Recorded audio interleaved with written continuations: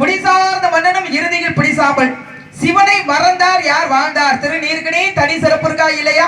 ஏன்னா மந்திரமாவது நீர், மாணவர் மேவிடும் நீர், சுந்தரமாவது நீர், துதிக்கப்படுவது நீர், தந்திரமானது நீர், சமயத்தில் உதவுவது நீர் அப்படின்னு பெருமை சொல்லக்கூடிய இப்படிதான் கிருபானந்த வாரியார் என்ன பண்றாரு அப்படின்னா, ஒரு புகை வண்டியில போயிட்டு இருக்காரு.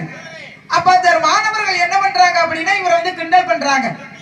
என்ன காரணம் அப்படின்னா, இவர் நெத்து நிறைய ஊதி எடுத்திருப்பாரு, உடம்பு பட்டை எடுத்திருப்பாரு. என்ன சொல்லி கிண்டல் பண்றாங்க அப்படின்னா, இவர் பாரு வீட்டுக்கு வெள்ளை அடித்தது மாதிரி திருநீர் அள்ளி பூசிருக்கிறார் அப்படின்னு சொல்லும் பொழுது, அப்ப இந்த கிருபானந்த வாரியார் என்ன சொல்றாரு, ஏன்னா அந்த மாணவர்கள் வந்து புண்படக்கூடாது அப்படிங்கிற தன்மைக்காக என்ன சொல்றாரு அப்படின்னா, நீங்க வீட்டுக்கு வெள்ளை அடிப்பேன் அப்படின்னு கேட்டுக்காரு. வெள்ளை அடிப்போம் சொல்லும் பொழுது, குடியிருக்கிற வீட்டுக்கு வெள்ளை அடிப்பாளா, குடி இல்லாத வீட்டுக்கு யாராவது, குடி இல்லாத வீட்டுக்கு யாராவது வெள்ளை அடிப்பாளா, யாராவது குட்டி செவத்துக்கு யாராவது வெள்ளை அடிப்பாளா, குட்டி செவத்துக்கு யாராவது வெள்ளை அடிப்பாளா, சரியில்லை.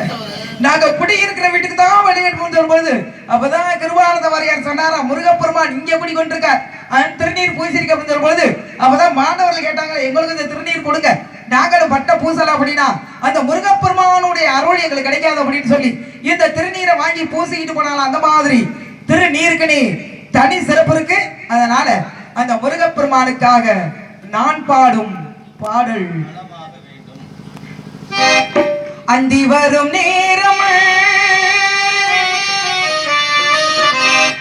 அந்தி வரும் நேரம்